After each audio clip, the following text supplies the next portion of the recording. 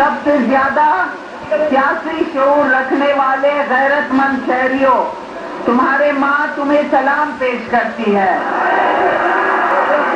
मैं आज तुम्हारे सामने अपने बेटे का पैगाम लेकर आई हूँ। अज दुनिया की उन अज़ीम औरत जो इंतकाल थी चुको है, जैसे सियासत की दुनिया में तोड़े बेन समाजी मैदान में मुख्तलिफ नालन से इंतहाई एहतराम और अदब की निगाह से याद किया वजे तो।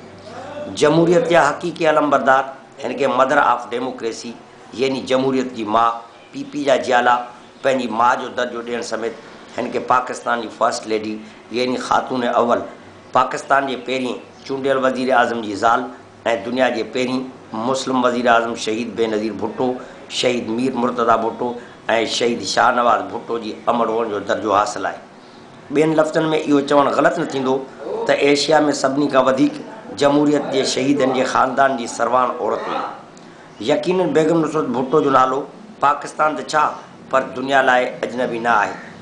23 सितंबर 1929 ते ईरान के इस्फहान शहर में जन्म वठंदड़ हिन अज़ीम औरत की ज़िंदगी की कहानी कमाल कुर्बानियन और दर्दन जो एक अड़ो दास्तान है जैसी ज़िंदगी जो हर लम्हो और हर एक घड़ी इनके दुनिया के उन अज़ीम औरतन की सिफ़ में शामिल करे थी जै पैंजी हयाती समेत पैंजी समूरे कुटुंब के जमहूरियत लाए कुर्बान करे तारीख़ जो एक अमर किरदार बनजी वही।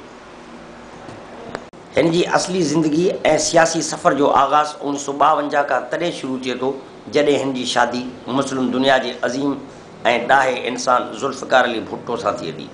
हू कॾहिं पाकिस्तान की खातून अव्वल बणिजे थी त कॾहिं लाहौर के कज़ाफ़ी स्टेडियम में जमहूरियत की बहाली लाइ हलंदड़ जदोजहद में एक सूर्या सरवान वारो किरदार अदा करे थी।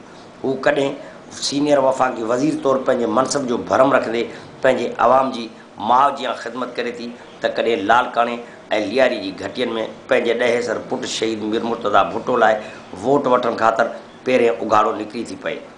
मुड़स की फांसी का वेंदे जमहूरियत की बहाली, ज़ियाई मार्शल्ला का वेंदे शहीद मीर मुर्तज़ा भुट्टो और शहीद शाहनवाज़ भुट्टो की शहादतन के पंहिंजनि अखियन सां ॾिसे थी। जबर सां जंग जोटींदड़ ही बहादुर औरत जनरल ज़िया,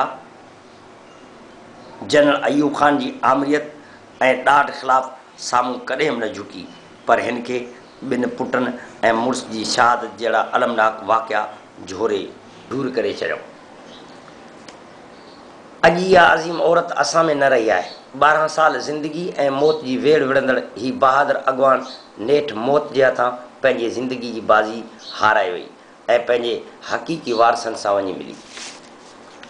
यकीनन बेगम नुसरत भुट्टो जो विछोड़ो न सिर्फ पाकिस्तान पर आलमी दुनिया के लिए एक वॾो धचको है। अज दुनिया एक अड़े लीडर का महरूम थी वही है जे जीण जो मकसद पंहिंजे लाइ न पर अबू बिन अदम जिया बेन कान जीण हो। पान का वधिक पंहिंजे मज़लूम आवाम लाइ हू तड़पंदी हुई। तॾहिं त हिनके पीपी जा जियाला माँ जो दर्जो ॾियनि था। हू न सिर्फ शहीद मोहतरमा बेनज़ीर भुट्टो, शहीद मीर मुर्तज़ा भुट्टो और शहीद शाहनवाज़ भुट्टो की अमर हुई पर पाकिस्तान के 17 करोड़ जमहूरियत पसंद मानूं की भी अमर छॾबी हुई। अज तारीख़ जो एक अड़ो बाब बन थी वो है जो पान सां गॾु लातादाद दर्द कथाऊं और कुर्बानियों गॾु खणी वियो है जैके तारीख़ कॾहिं न विसारे सघंदी। ऐं शायद इब्राहिम मुंशी पंहिंजियूं ही सिटूं बेगम नुसरत भुट्टो जहिड़ी शख्सियत के लाइ सिरजियूं हुयूं त सुबुह ऐं सांझी पीअंदे कांजी मुंशी मूर न विकिया मांझी, मिसरी माखी खांब मिठा मूं, अहिड़ा के इंसान ॾिठा मूं, कौल अज़म ते क़ाइमु रहंदे घोट कबूले हलिया घाणू, जहिड़ो माण्हू तहिड़ो नाणू, हर को पंहिंजे अघ अघाणू, जेको माण्हू कोन विकाणू, सोई माण्हू मोती दाणू। कैमरामैन खादिम हुसैन कुरैशी से गॾु अब्दुल रशीद सुमरो, बुल्ली शाकरी। शहीद के बेटे का पैगाम लाई हूँ, शहीद के वारिस का पैगाम लाई हूँ।